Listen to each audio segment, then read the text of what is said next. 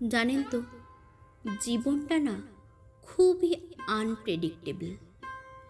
এখানে কিচ্ছু স্থায়ী হয় না, না সুখ না দুঃখ।